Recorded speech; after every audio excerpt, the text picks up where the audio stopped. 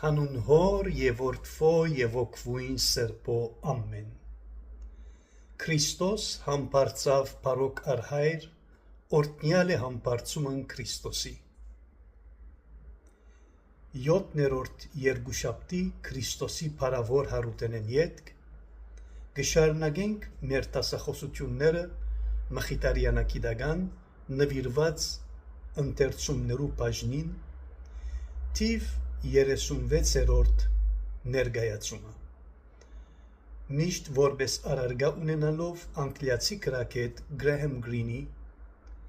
Հովհաննես 20-9-րդի վերջին ծնունդը խորագիր գրող գիրքը գրքույկը, որու արևմտահայերեն աշխարհապարի թարգմանությունը հոգացել է ստորագրյալս։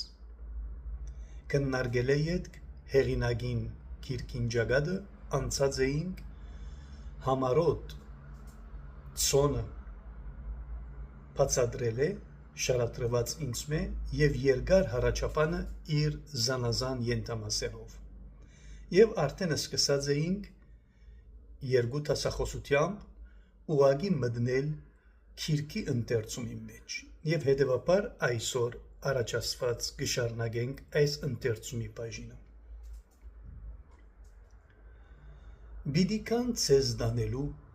25-ին օրը, ըսավ անոր անծանոթը։ Պիտի ընկերակցին ձեզի դեպի օտոկայան և ձեզ պիտի առաջնորդեն դեպի օդանավը։ Օդանավեն իջնելու պահուն մեկը պիտի ըլլա, որ պիտի սպասե ձեզի և արդեն պատրաստ սենյակ մգա ձեզի համար։ Լավ պիտի ըլլար, որ ճամփորդության ընթացքին մեկումե հետ չխոսեիք։ Ահավասիկ այս դարձյալ խորհրդավոր հորիզոնը, որ մեր դիմաց կբարձվի։ Պիտի կան ձեզ տանելու 25-ի օրը։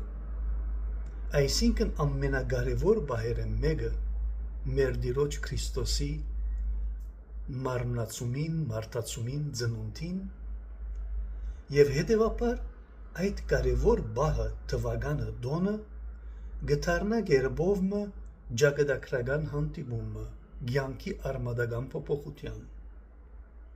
Բայց ասիկա գսե իրեն անծանոթը։ Այն անծանոթը, որ իրականության մեջ Հովհաննես 20-9-րդի կներկայանա, ցերքեր ունենալով ցերքին մեջ փաստաթուղթ